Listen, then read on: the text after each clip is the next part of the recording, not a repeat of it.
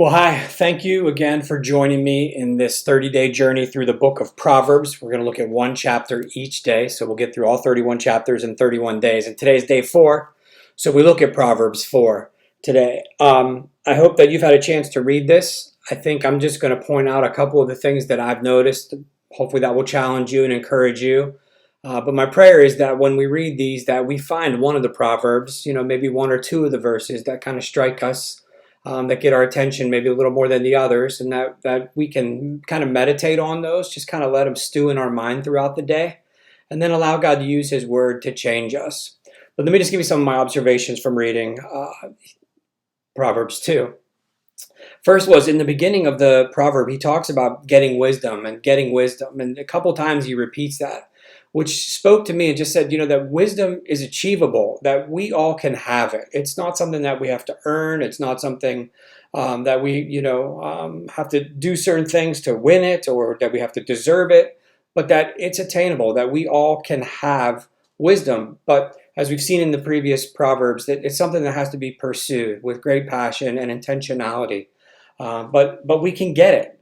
And then the balance of this proverb, he talks a lot, the writer, about the path of righteousness and the road of wickedness, and contrasting these two different paths for our life. And we can look at that and say, those are really, polar opposites. They're on opposite sides of the spectrum. There's got to be something maybe more neutral, maybe more in the middle. But the reality is we don't live in a vacuum. Our lives are not static. There is no neutral for us. The reality is that we're either moving closer to God or further from Him.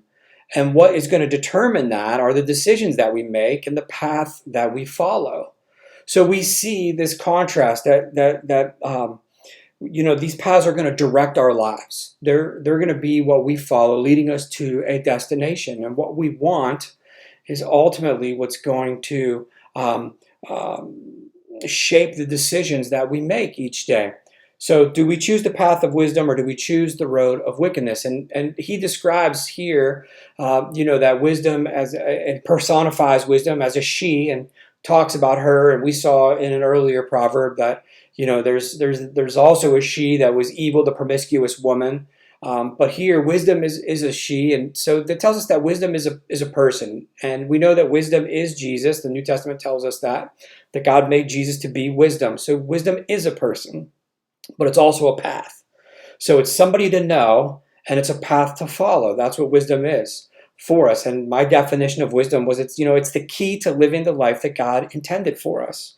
It's choosing His ways and how He aligns our heart, our passions, our desires with His, as He changes us. So we could look through, these different verses, and there's a bunch that talk about really, our heart. We see it in verse 4 and verse 21. He says, "Take my words to heart," as he's instructing his child, the writer. He says, "Let my words penetrate deep into your heart." I just think it's interesting that he doesn't say head, mind, intellect, but heart. This figurative seat of passion. It's what drives our decisions, our hearts. We do what we want to do, even when we know they're wrong. We make decisions based on our passion and our desires. One of the verses that I want to talk about is verse 23, because he says, guard your heart. Guard your heart. Protect your heart. He's not a cardiologist, though we should take all measures to protect our physical heart, right? It's what keeps everything working inside of us.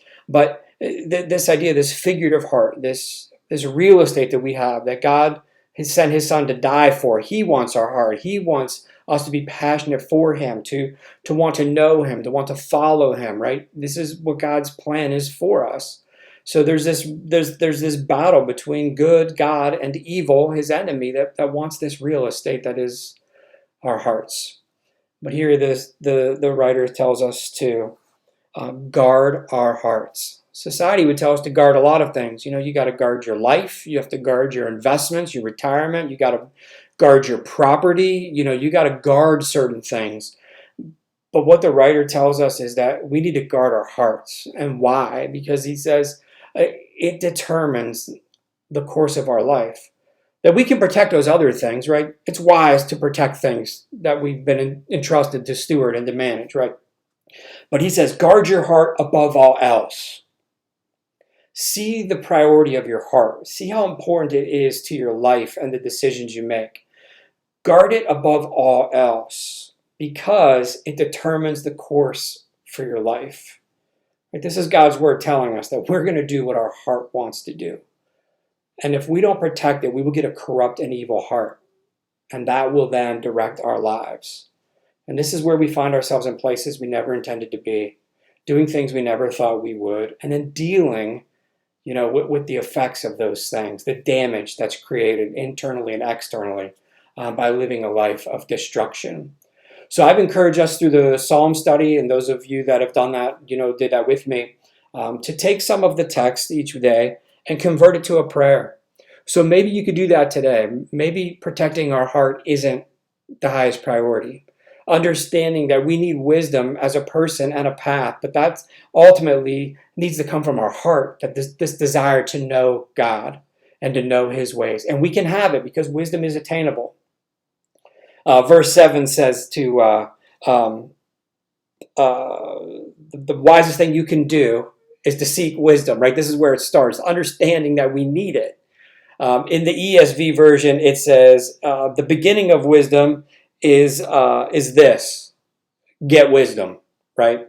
So we can get wisdom, we can have it. We need to see it, though, as important, as a top priority, as a help, that we're not wise left to ourselves, that there is room for us to grow. There is room for God to do things. So maybe today you could take this 23rd verse of Proverbs 4 that says, guard your heart above all else, because it determines the course of your life, and convert that to a prayer today to God. I hope this helps you. I look forward to seeing you tomorrow, day 5, Proverbs 5. And hey, if this has been of any help to you, and you can leave a comment, or if you have a question at any time, you can always reach out to me. But just want to know if I'm hitting with anybody on this. I've enjoyed the first 4 days. I look forward to the balance. I hope you are too. Thank you. I'll see you tomorrow.